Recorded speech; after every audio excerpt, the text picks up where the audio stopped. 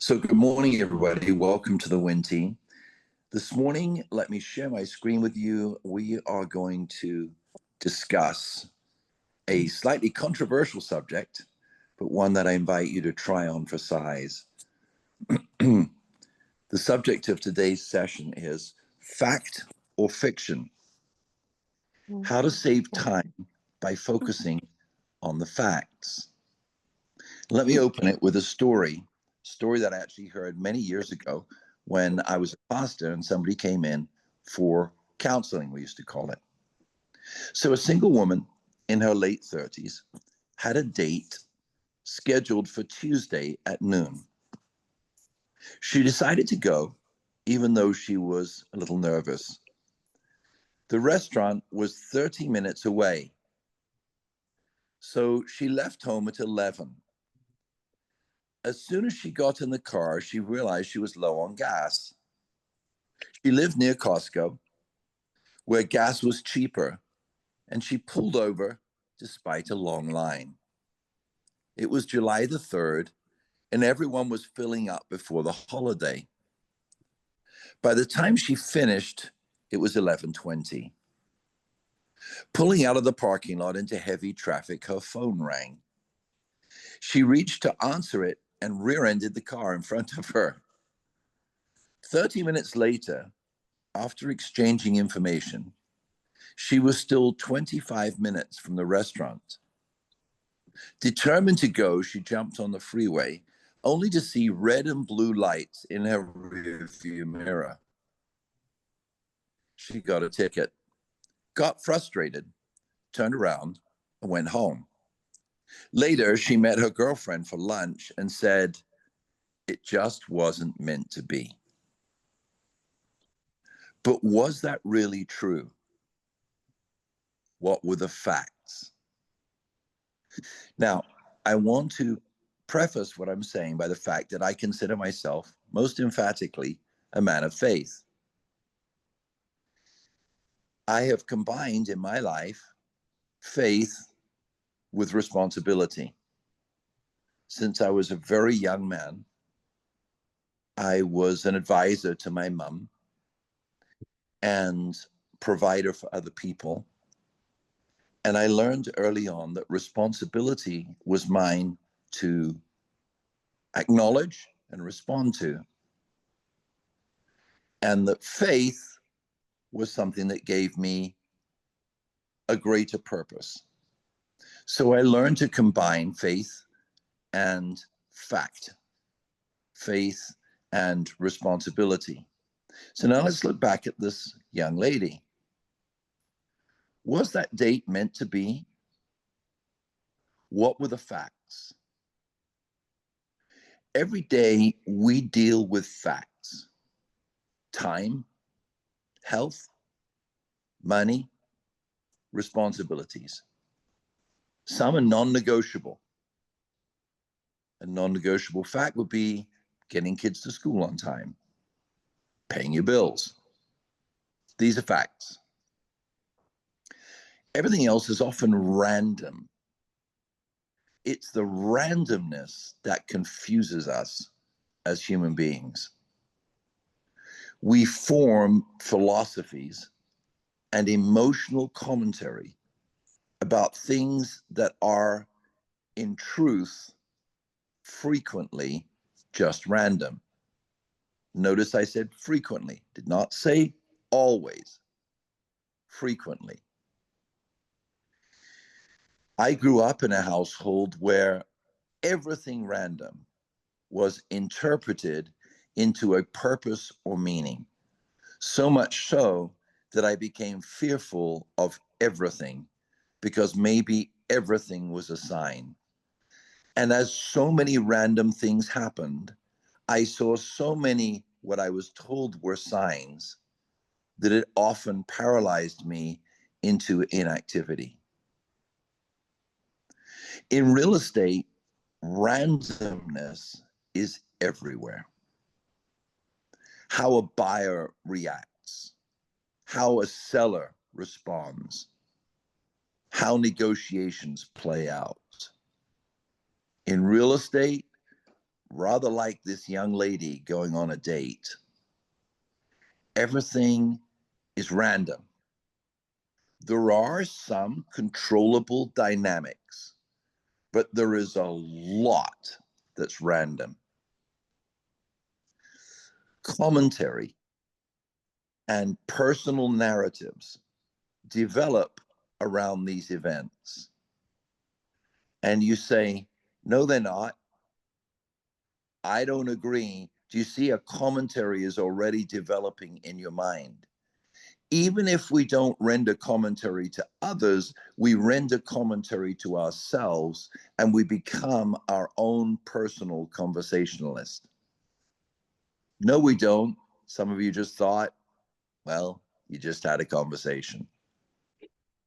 Commentary and personal narratives develop around these events when in fact they could just be seen for what they are, facts. I see people come and go in the team, not just our team, in real estate, come and go in churches, come and go in clubs and organizations, start and stop golf or pickleball or swimming or shooting, come and go in political movements. One of the biggest things I think I've learned in my life is that everything comes and goes. And around all that coming and going, there's usually a commentary and a personal narrative that is rarely based in fact, but is almost always based on a perception of fact. Random events don't require random reactions. They require facts, process, and recovery strategies. If you're in real estate and you want to build a dynamic career, then developing the skill to form recovery strategies is crucial to your success. We create development strategies, process strategies, and recovery strategies. All three of those are based in process, KPIs, performance, and the materialization of fact. Imagine how much your life would change if you did this. Watch this. Instead of posting on social media when a property falls out of escrow, when a seller says you can list their home, come back in 3 days, you come back in 3 days and somebody else's sign is in the front yard. When you put a buyer in escrow and you don't control the loan and the buyer has another lender and something goes wrong with a physical inspection and the lender recommends another friend who is a real estate agent and they steal your deal. Imagine if when a seller canceled the listing because they felt you didn't bring enough people or you didn't do enough open houses. And imagine if one of those things happened and you jumped onto social media and said, I can't believe this. This just proves that I wasn't meant to be in real estate. This just proves that it wasn't meant to be. Or even worse, you jump on social media and say, can you believe that seller? Can you believe that buyer? Buyers are liars and blah, blah, blah, blah, blah. And you start down that track of what I call commentary. It's not fact. The fact was you did 2 open houses. They wanted 5. They got discouraged. They fired you. That's the fact.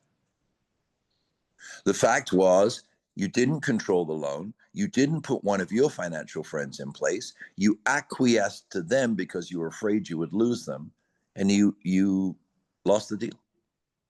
That's the fact. If you look at just the facts, you save so much time that you can now invest in strategies and processes that change the facts in the future. Do you want to be a continuous victim of random events? Or do you want to be an architect of fact? So imagine, instead of posting, "I can't believe this happened, it just proves that," instead you go to social media and you post, "Hey, this just happened today. I wish the outcome were different. I take ownership. Maybe I lack knowledge, discipline, or organization. Can anyone please share 3 factual ways I can improve? Thank you." Well, of course, we don't see that happen. And those who own Facebook platforms are glad we don't think like that, because it has no drama in it. So nobody would read it. So social media would collapse. We feast and feed on drama like a vampire feeds on blood. And all the time we say, "I wish my life would be better." And when it doesn't get better, we blame it on the universe. Whereas in fact, if we said, "I lost 3 escrows today. Clearly, I wish the outcome were different. Clearly, I do lack knowledge or discipline or organization. Can anyone briefly, because my time is important, state 3 factual ways I could do better?" Your life would change. Social media is full of commentary. People sharing stories, perspectives, and philosophies about things they cannot control, rather than focusing on the facts that could change outcomes. Think about our young lady at the beginning of the story. She could have texted the gentleman and said, "I left on time, made a mistake by going to Costco, got a ticket, and I gave up. Can we reschedule?" Instead, she dodges the calls, dodges the texts, then says he's too eager, calls her friends, says, "Can you believe men? They're all the same." But she could just simply have said, "I left on time, made a mistake, went to Costco, got a ticket, gave up. Can we reschedule?" Now, I'll tell you something.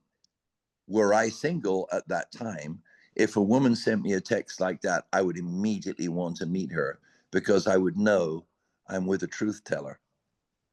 And truth is important to me. We often do the same thing in real estate. We take events personally instead of responding factually. So I want to encourage you with this. Talk less about what went wrong. Talk more about what needs to happen to make it right. Mm-hmm. Talk less about what went wrong. Talk more about what needs to happen to make it right. This is the art of saving time in real estate. Build recovery systems. Grow beyond emotion-based decision-making. Examine the facts and create processes that change the facts in the future. Here's my parting thought for you guys. Spend your time talking about the facts. Spend your energy on results. Spend less time on commentary that changes nothing. Don't give up on real estate because a deal fell out of escrow or because you didn't close enough deals in a year. Instead, look at your schedule and add up the time that you invested on the core elements required to succeed. Take a hard look at your skills and identify where you can develop, not just for real estate, but for your entire life. Mm-hmm. Acquire knowledge and enhance talents that you can take with you into any job or any career rather than reasons, excuses, and philosophies that will follow you wherever you go. You are not a victim of random events. You are a creator of process, outcomes, and success. This is a perspective I've held for many decades. And now I labor every day to base my life on fact and not on fiction. That's my thought for today. I'd love to open this up and hear some of your thoughts. Go for it, guys. I think you nailed it. We all have to look very hard at ourselves and admit when we're falling short and make the necessary changes and stop bitching about it. And I know, Andrew, you brought this to my attention. I am so hyper aware of it now to stop complaining about a client or stop complaining about somebody not getting back to me or that idiot inspector the other day. Let's focus on how we're going to fix it and not what the problem is. Let's focus on finding solutions. What you said the other day, make it work. I love that. So, Richard, I love it. And I love it that in that you just moved on past this inspector and you got it done. Look at what Tierney's saying. I think things happen for us, not to us. See, that's that constructive element. Mike, I'm glad you enjoyed the story. Other thoughts, guys? Share your thoughts. It helps other people. Maricela, glad you enjoyed it. Joe. I liked it. Thank you, Andrew. It just helped me Go ahead. get my perspective. Sometimes, like these leads I've been getting, the ones I got, they haven't answered, but I'm still gonna keep calling them and take other leads and just keep going. Excellent. Mm-hmm. Excellent. Excellent. And develop your skills while you're here. Whatever, Yes. I know you have other things, develop them as much as you can, whether it's your listing skills, your buyer skills, your script skills, interpersonal skills. The more you develop those, your whole life will develop as a result, right? Yes. And there is always that thing, and you always hear me say it with digital leads, it is a numbers game. So make sure you take enough that factually the mathematical possibility happens. Does that make sense? Yes, it does. Yes. All right. Other thoughts, guys? No, I 100% agree with your story. And I tell my son the same thing. Like, you cannot be a victim. And if something doesn't go your way, it's a lesson that you get and you learn from and you move on. And that's definitely my perspective in life always, like, even if something goes wrong, it's for a reason and you fix it and you realize like what went wrong and how you could have done it better and learn from it. So it's always a lesson. I love the story. Love it. Thank you so much. Other thoughts, guys? And it's cool if you disagree with me. It's right. This is not a cult. We're business people. Angelica here. Angelica. Go ahead, Yes. Angelica. I feel that I mean, in my head is all over the place, but I'm a believer in what you're saying. I see the analogy with my belief because things happen, circumstances. Sure. And it's very hard, some circumstances are harder than other ones. During my last circumstance, I've done everything to keep my eyes focused on Jesus and stay firm and keep pushing through. I mean, I've always believed in pushing through. In my life, I've never had any other option like everybody else because at the end of the day, it's your choice. You cannot let circumstances dictate who you're going to be in your success and what you're going to do.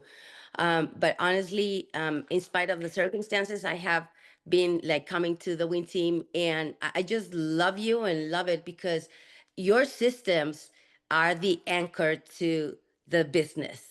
So regardless of what happens, is just keep pushing forward and walk on the systems because the results will be there. And then you see that the circumstances change in much like in my faith. At the end of the day, you realize it's all perspective because circumstances don't last forever. But it's all perspective, and you better keep moving forward because otherwise you will truly allow circumstances to prevent you from your blessings and accomplishing what is right there for you. All you got to do is keep pressing forward. Absolutely. I just absolutely love that. So let's talk about this thing on perspective. Watch this, Angelica. Look at what Richard just said. So here comes the perspective discussion. What if in the story you shared about the woman getting the ticket, that it was the universe's way of keeping you from being in the accident that would have happened if all those things didn't happen?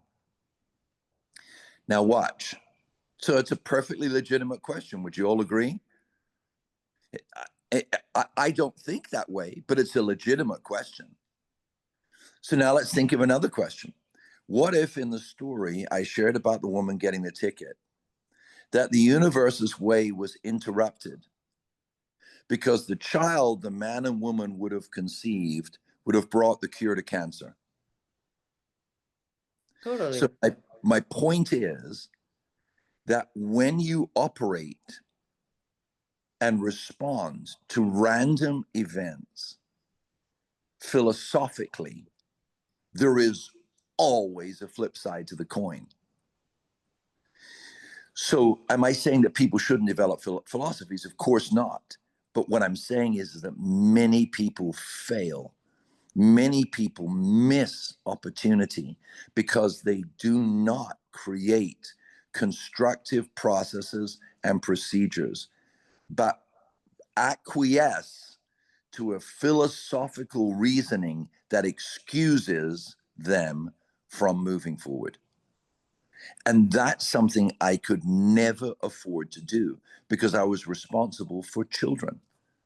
I was responsible for a spouse. I was responsible for 1,000 people in a church. I was always responsible. So I learned that if I acquiesced into self-pity, if I acquiesced into defeatist philosophy, it affected hundreds and thousands of people.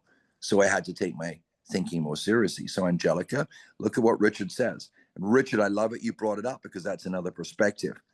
I'm trying to share with you, and let's just tap on this really quickly for people of faith.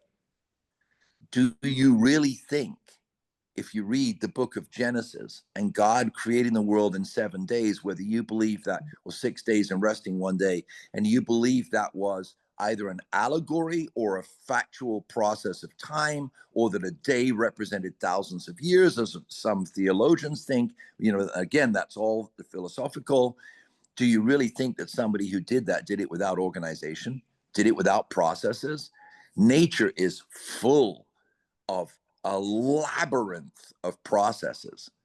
Do you really think that a divine being runs 7 billion people without processes, without organization, without teams, without structure, that it's all just random? I don't think so. So the whole idea is, look at Joe. What if she was prepared to meet the day and didn't have to stop at Costco for fuel? You see, boom. So that's the core of the discussion right there.